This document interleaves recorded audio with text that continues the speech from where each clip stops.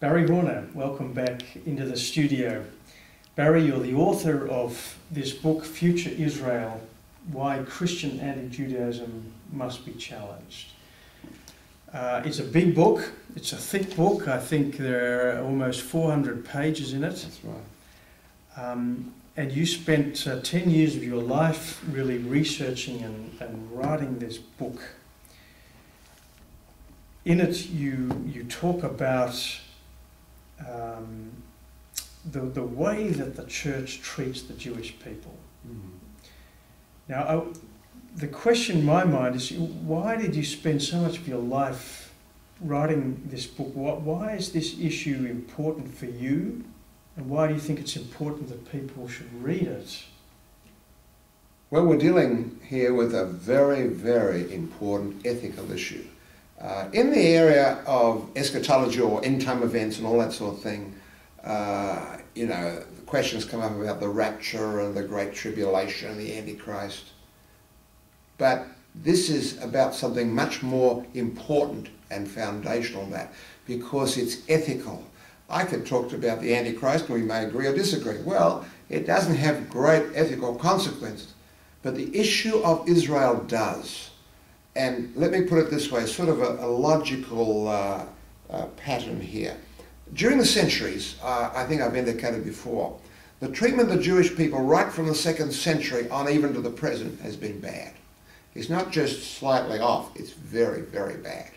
And the history books, whether they're conservative or they're liberal, they're Hebrew or they're Catholic or whatever, they all come out basically with the clear evidence that Christendom over the centuries has mistreated the Jewish people terribly.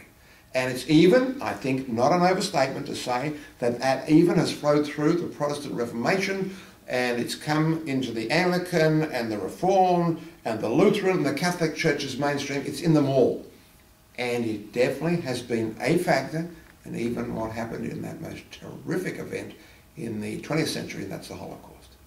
It's not direct, but there's an indirect contact there, context without any doubt. Now, if the church and its eschatology has produced this terrible behaviour,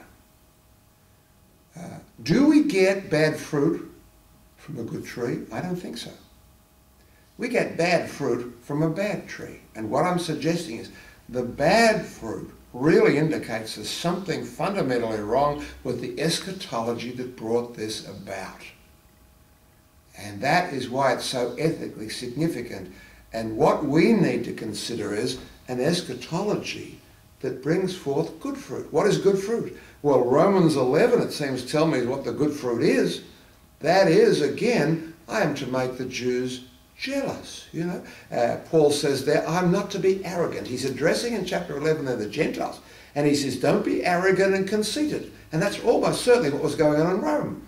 There were a few Jews there. They were returning probably for expulsion from Rome. They're coming back, and the Gentiles there are treating them rather badly. Paul says, don't do that. Who do you think you are? Yeah. So firstly, we don't treat them with conceit and that, arrogance of ours. What does that mean? Opposite. We treat them with kindness and gentleness and respect, because from the Jews come Christ and the Scriptures, whatever they say. We've still got to respect them, regard them, because the legacy is for the saving of our souls, And then we're told there in Romans that we're to make them jealous. How do we make them jealous? Do we make them jealous by herding them into a synagogue and burning the synagogue, as happened during the Crusades? Or what happened in so many events during the century? Terrible things done. In 1290, in Britain, King Edward I came up with a decree that the Jews should be expelled from Britain.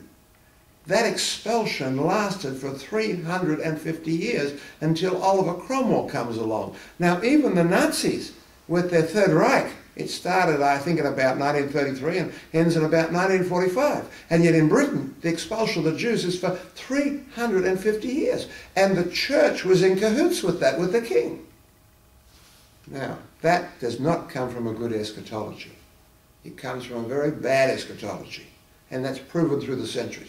A good eschatology is, I'm to be kinder toward the Jewish people. Because Paul exhorts us this in Romans 11. We're to make them jealous. How do we make them jealous? I think that's pretty obvious. We as Gentiles are saved by the grace of God.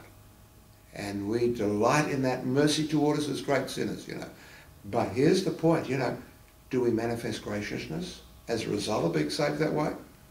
That's the point. There should be graciousness in those saved by grace. Mm-hmm. And the Jews should say, hey, I noticed that, you know. And that you have a friendliness toward them, you know. You're not treating them meanly. And therefore, they begin to pick that up. And when they pick it up, you'll find they're approachable and you can talk to them. And you may even be able to talk to them about Christ. You pick the time, you've got to be judicious. But nevertheless, you know, I've said to people, well, ever read the New Testament? And then you say, if they say, could I get you one? And you leave it there. Just give them the New Testament. Let them go home and read it.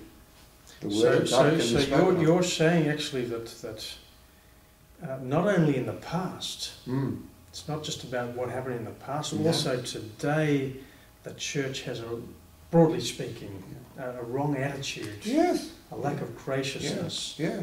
towards the Jewish people. It's in the mainstream especially. I mentioned, again, those major groups, Catholic, Reform, Protestant, Lutheran, you know, and so forth. And how does that evidence itself, that lack of... Indifference is probably putting it mildly. You talk to them and they'll say, well, of course, God hasn't got any time for Israel at the moment. I mean, when that sort of person meets a Jew and they've been taught that God is finished with the Jews, and this person speaks to them and says, I'm a Jew, how do you, what's your conclusion? Is it, well, you're really a phony, but I won't tell you that. So it's about also respecting their relationship with God, their Jewishness. Oh yes, that we love them for being Jewish. Yeah. Because even Chrysostom and Luther and that, if you ask them, they'd say, "Oh, we want to see the Jews saved." And but then it means you ask, they have to leave their Jewishness behind and exactly. That's exactly it. Because when they say we want to see them saved, we want them absorbed into the Christian church in which they lose all of their Jewish identity. Okay. That's the problem. Yeah. And the Jews doesn't think that's very good news. No. Okay. Right. Well, thank you very much, and thank you for the book, and we highly recommend it. It's a wonderful source of research and so much information you've given us. And thank you very much, Barry. It's a delight to be here. Thank you.